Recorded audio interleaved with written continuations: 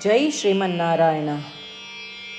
ನಾನು ಹೇಳುವ ವಿಶ್ಲೇಷಣೆ ರಾಮಾನುಜದಾಸ ಶ್ರೀಮಾನ್ ಗಟ್ಟು ವೇಣುಗೋಪಾಲ ಸ್ವಾಮಿಯವರ ರಚನೆಯಾಗಿದೆ. 11ನೇ ಅಧ್ಯಾಯ ವಿಶ್ವರೂಪ ಸಂದರ್ಶನ ಯೋಗ, 2ನೇ ಶ್ಲೋಕ. ಭವಾಪ್ಯಯೌ ಹಿ ಭೂತಾನಾಂ ಶ್ರುತೌ ವಿಸ್ತರಸೋ ಮಯಾ ತ್ವತ್ತಃ ಕಮಲಪತ್ರಾಕ್ಷ ಮಾಹಾತ್ಮ್ಯಮಪಿ ಚ ಅವ್ಯಯಂ. ಓಂ. ಗೀತಾಚಾರ್ಯ ಶ್ರೀಕೃಷ್ಣ ಪರಮಾತ್ಮ ಅರ್ಜುನನ ಜೊತೆಗೆ ನಮ್ಮೆಲ್ಲರಿಗೂ ವಿಶ್ವರೂಪ ಸಂದರ್ಶನ ಯೋಗವನ್ನು ಕಲಿಸುತ್ತಿದ್ದಾನೆ. ಆ ಪ್ರಕ್ರಿಯೆಯಲ್ಲಿ ಅರ್ಜುನ ಹೇಳುತ್ತಿದ್ದಾನೆ, ಹೇ ಶ್ರೀಕೃಷ್ಣ, ಕಮಲದಂತಹ ವಿಶಾಲವಾದ ತೆರೆದ ಸುಂದರವಾದ ಕಣ್ಣುಗಳುಳ್ಳ ಹೇ ಶ್ರೀಕೃಷ್ಣ, ನಾನು ನಿನ್ನ ಮಹಿಮೆಯನ್ನು, ದಿವ್ಯತೆಯನ್ನು ಸಮಗ್ರವಾಗಿ ಕೇಳಿದ್ದೇನೆ. ನಾನು ನಿನ್ನ ಅಚಲವಾದ ಪರಮಾಧಿಕಾರದ ಬಗ್ಗೆ ಕೇಳಿದ್ದೇನೆ. ಹೇ ಕೃಷ್ಣ, ಈ ಎಲ್ಲ ಜೀವಿಗಳ ಹುಟ್ಟಿಗೆ ನೀನೇ ಕಾರಣ ಮತ್ತು ಈ ಎಲ್ಲ ಜೀವಿಗಳ ವಿಸರ್ಜನೆಗೆ ನೀನೇ ಕಾರಣ ಎಂದು ನೀನು ವಿವರವಾಗಿ ಹೇಳಿದ ಎಲ್ಲವನ್ನೂ ನಾನು ಕೇಳಿದ್ದೇನೆ. ಅದರಂತೆ ಅರ್ಜುನನು ಶ್ರೀಕೃಷ್ಣ ಪರಮಾತ್ಮನ ಎಲ್ಲ ಉಪದೇಶಗಳನ್ನು ಕೇಳಿದ ನಂತರ ಅವನು ಶ್ರೀಕೃಷ್ಣ ಪರಮಾತ್ಮನಲ್ಲಿ ತನಗಿರುವ ಅಪಾರ ನಂಬಿಕೆಯನ್ನು ಮತ್ತು ಶ್ರೀಕೃಷ್ಣ ಪರಮಾತ್ಮನಲ್ಲಿ ತನಗಿರುವ ಭಕ್ತಿಯನ್ನು ಬಹಿರಂಗಪಡಿಸುತ್ತಿದ್ದಾನೆ. ನಾವು ಅರ್ಜುನನ ಸ್ಥಾನದಲ್ಲಿರೋಣ. ಶ್ರೀಕೃಷ್ಣ ಪರಮಾತ್ಮನಲ್ಲಿ ಅಪಾರ ನಂಬಿಕೆ ಮತ್ತು ಭಕ್ತಿಯನ್ನು ಹೊಂದೋಣ ಮತ್ತು ಅವನ ಬೋಧನೆಗಳನ್ನು ಎಚ್ಚರಿಕೆಯಿಂದ ಆಲಿಸೋಣ. ಶ್ರೀಕೃಷ್ಣ ಪರಮಾತ್ಮ ಅಥವಾ ಶ್ರೀಮನ್ನಾರಾಯಣನಿಗೆ ಶರಣಾಗುವ ಮೂಲಕ ನಮ್ಮ ಜೀವನವನ್ನು ಸಾರ್ಥಕಗೊಳಿಸಲು ಪ್ರಯತ್ನಿಸುತ್ತಿರುವಾಗ ನಾವೆಲ್ಲರೂ ಅರ್ಜುನನ ಮಾತುಗಳನ್ನು ಶ್ಲೋಕದ ರೂಪದಲ್ಲಿ ಹಾಗೆಯೇ ಪುನರಾವರ್ತಿಸಲು ಪ್ರಯತ್ನಿಸೋಣ.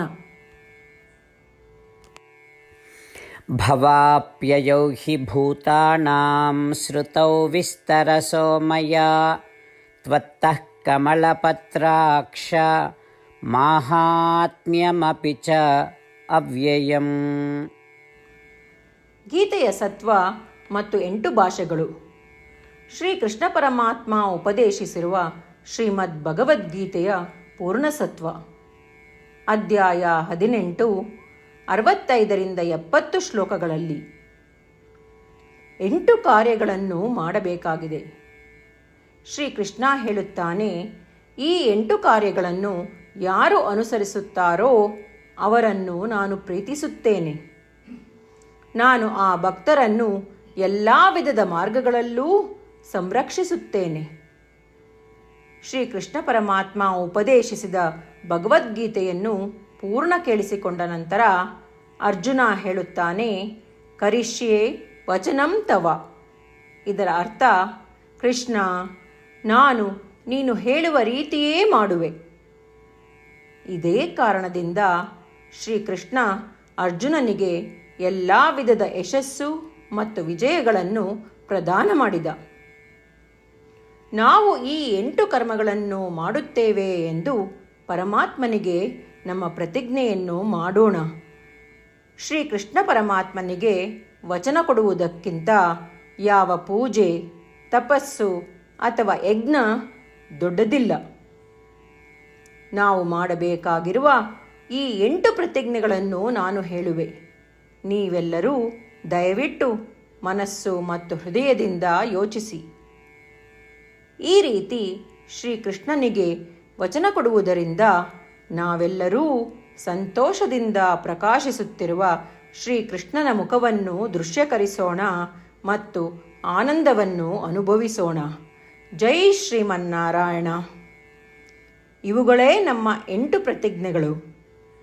ನಮ್ಮ ಮೊದಲನೇ ಪ್ರತಿಜ್ಞೆ, ಹೇ ಶ್ರೀಮನ್ನಾರಾಯಣ, ನೀನು ಸೂಚಿಸಿರುವ ಹಾಗೆ ನಾನು ಸದಾ ನಿನ್ನ ಧ್ಯಾನ ಮತ್ತು ಚಿಂತನೆ ಮಾಡುವೆ.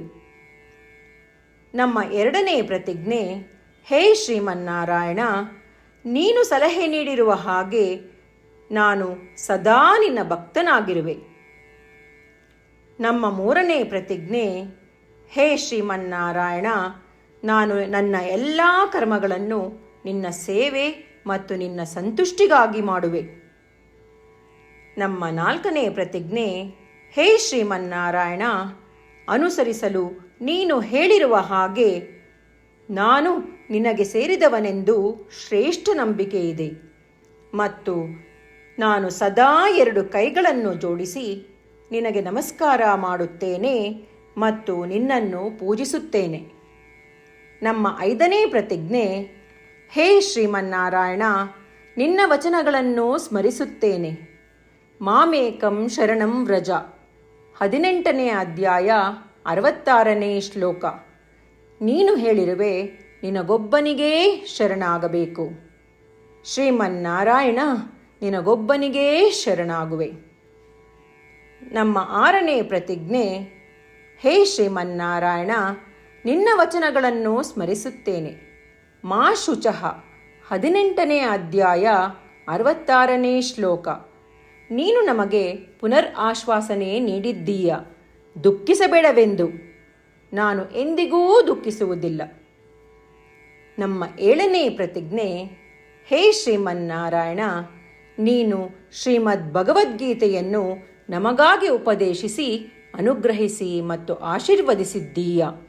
ನಾನು ಕನಿಷ್ಠ 1 ಶ್ಲೋಕವನ್ನು ದಿನಾ ಪಠಿಸುವೆ ಅಥವಾ ಕೇಳಿಸಿಕೊಳ್ಳುವೆ ಎಂದು ನಾನು ಪ್ರತಿಜ್ಞೆ ಮಾಡುವೆ.